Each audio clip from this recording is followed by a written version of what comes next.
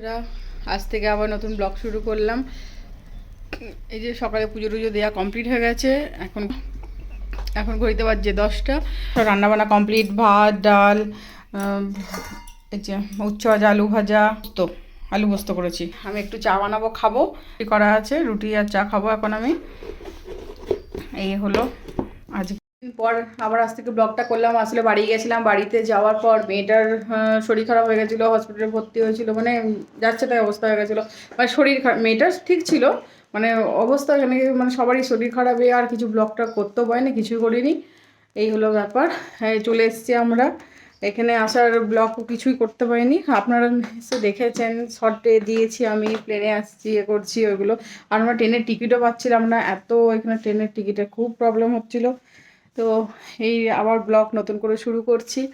এসে কদিন একটু সব গোছাগুছি করলাম, ঘর দোর, আর তখন হয়নি, কিছু করতে পারিনি। আজ থেকে আবার নতুন করে ব্লগ শুরু করছি।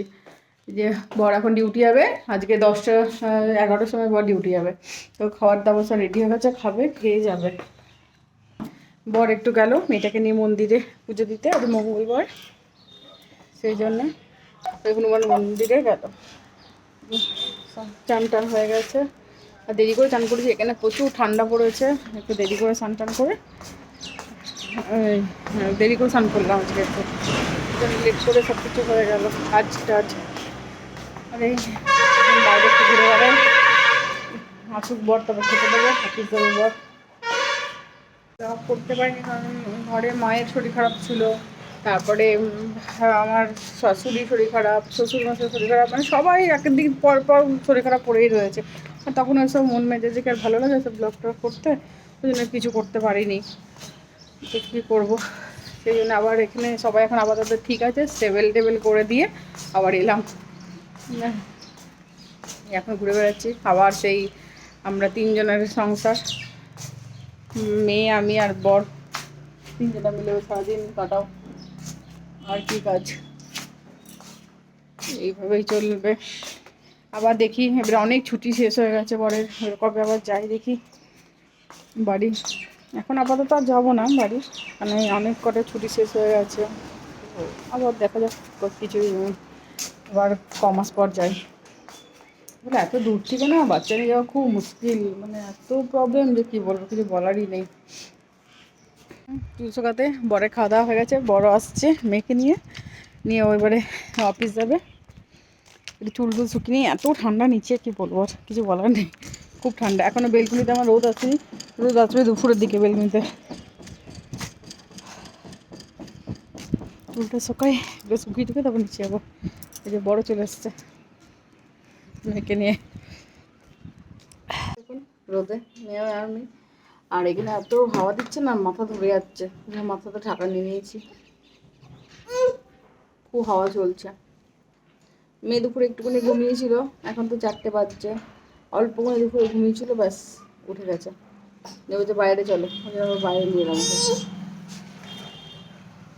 স্কুলেছে, এবার হাগিস নিয়ে চললো ও রাখতে, রেখে দেবে কেন, নিয়ে যেতে হবে না হাগিসটা, থাক থাক আমি পরে নিয়ে যাবো, তুমি এখানে বসে থাকো, রোদে রোদে বসো, তোমাকে হাগিস নিয়ে যেতে হয় না, তুমি রাখো। কি হলো, এখানে রাখো তুমি, দাও দাও দাও দাও দাও দাও দাও, দেবে না। কুমড়ো আলু দিয়ে তরকারি করবো, আর এই ফুলকপির বানাবো পকোড়া এখন, আর বেগুন ভাজা করবো সাথে, আর ডাল বসিয়েছি। আর দেখি যদি বলে ভাত করতে বল তাহলে ভাত করবো, নাহলে রুটি করবো। বেসন নিয়েছি, এর মধ্যে কালো জিরে দিয়েছি, একটু হলুদ দিয়েছি, নুন দিয়েছি, একটু চিনি দিয়েছি, আর লঙ্কা গুঁড়ো, এটা দিয়ে আমি ব্যাটারটা তৈরি করবো। এগুলোকে এনে করে ছোটো ছোটো করে পিস করে কেটে নিয়েছি। এবারে এটা আমি পকোড়া বানাবো ফুলকপির। আমার রেডি হয়ে গেছে, এবারে কড়াইটা বসাই। ছোট্ট একটা কড়াই আমার, ওই যেগুলোতে তেল গরম করা ওই টাইপের, ওর মধ্যে করবো এটা। এই ইন্ডাকশানে বসিয়ে দিচ্ছি, তেলটা গরম হচ্ছে। এই যে সব এগুলো মেখে নিয়েছি, এবার একটা একটা করে ছাড়বো।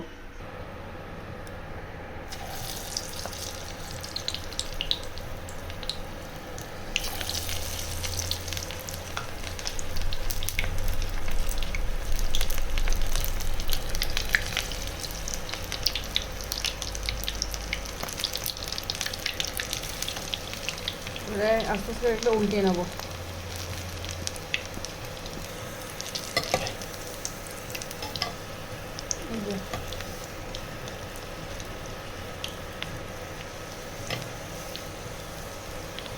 এবারে এটাকে আমি তুলে নেবো। রেডি হয়ে গেছে আমার পকোড়া।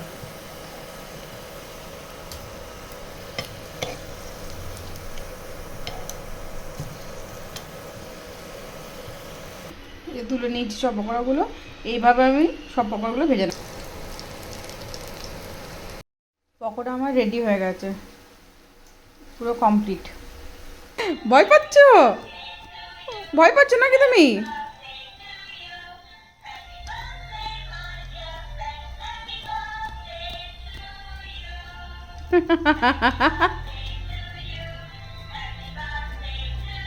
ও লাফাচ্ছে তো, লাফাচ্ছে হ্যাপি বার্থডে করতে করতে।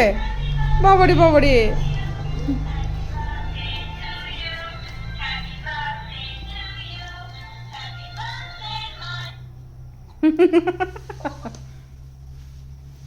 चुप रीचा, क्या कर रहे हो तुम?